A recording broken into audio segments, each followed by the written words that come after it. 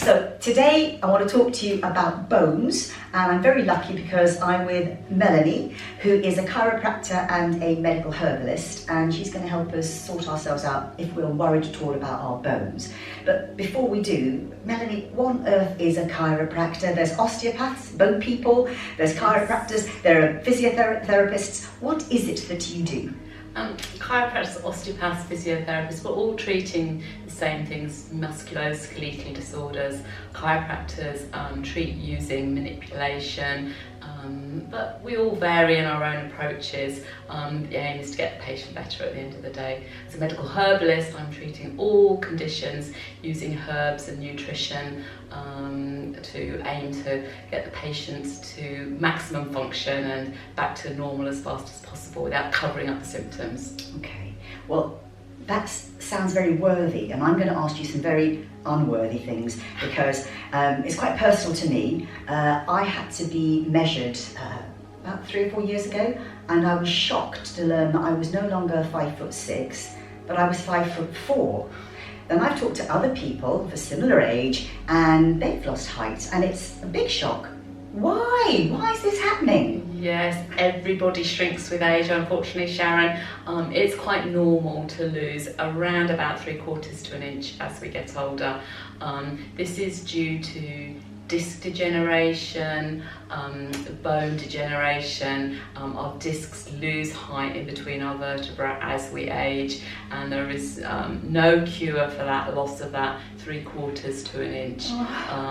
But if it's happening to you and it's a bigger difference than that, then that can be a problem, and then you're looking at maybe osteopenia, osteoporosis, or increase in spinal curves, kyphosis. That happens more quickly to women than men, unfortunately, due to the menopause and loss of estrogen. But about half of the adult population are going to suffer with osteopenia, lack of bone density, and probably of those, 1/4 of them are men. Okay. So men aren't at much, it's not just women that suffer. Okay, so personally, the situation with me is that I'm post-menopausal, but I've had my ovaries removed, so I have like no estrogen, nothing's swimming around anymore. What can I do to strengthen my bones and to stop shrinking? Well, it's very important. It's multifaceted. There isn't one answer, and of course it is individual for everybody.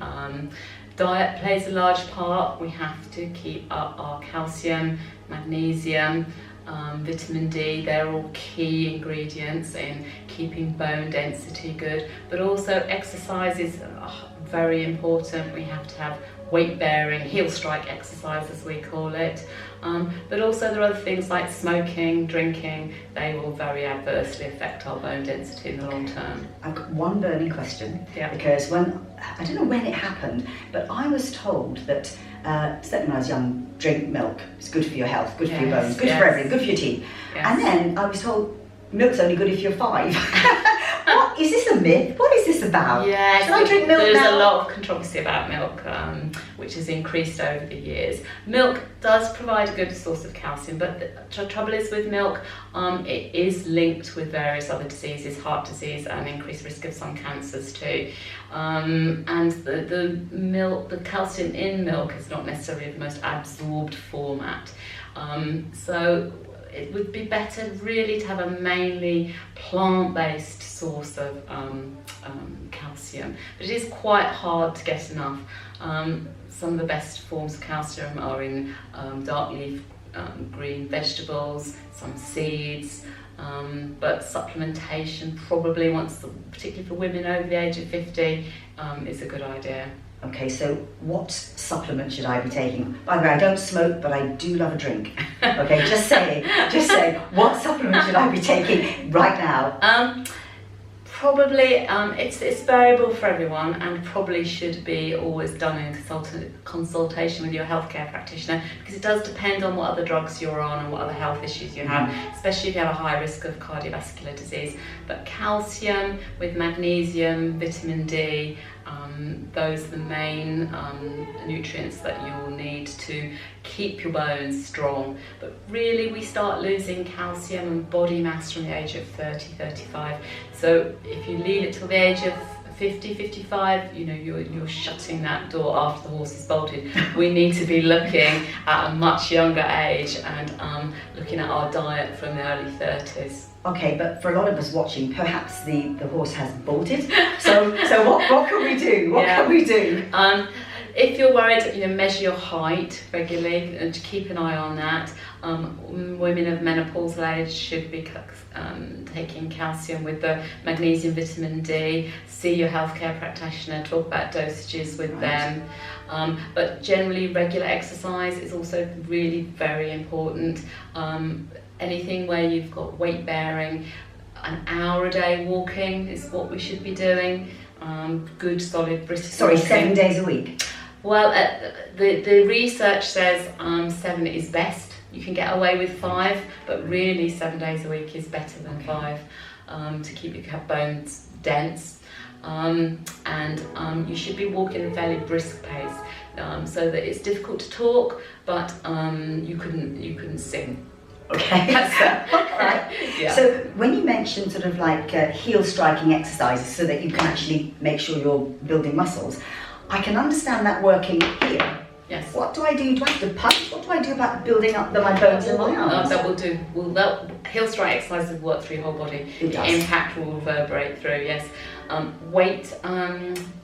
Weightlifting is it's a good thing to do. It doesn't have to be heavy weights. Mm-hmm. You know, don't need to worry about building up too much muscle. Yeah. Light weights with lots of repetitions are good for the upper body. So does weightlifting help the bones or help the muscles protect the bones, or both? Both. Right. Okay. Both. Yes. As I said earlier, we're losing muscle mass with age as well, which we need to keep up our strength.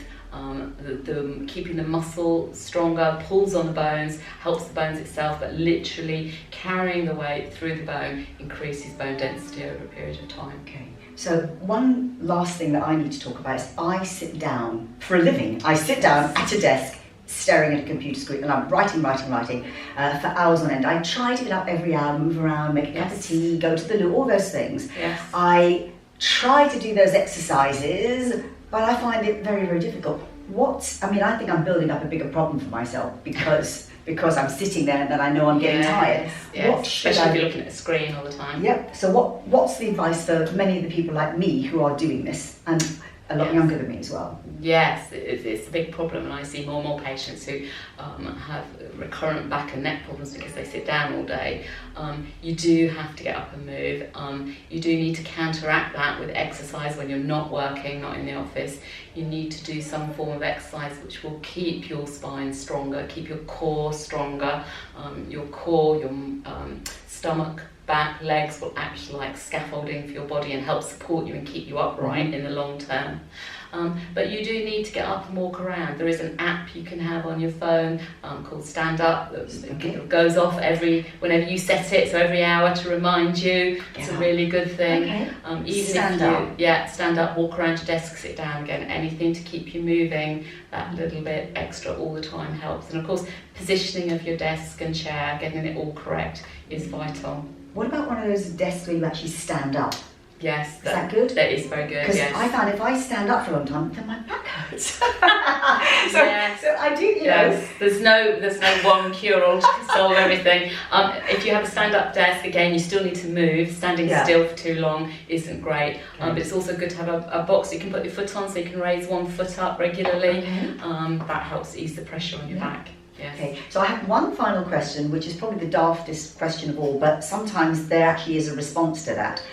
I've lost 2 inches. Yes. Right? So from what you said earlier, that's actually quite serious. Yes, that's right. So I'm doing everything I can to make sure I stand upright. I'm doing the exercise. I'm in circuit training 3 to 4 times a week. I'm power walking once a week.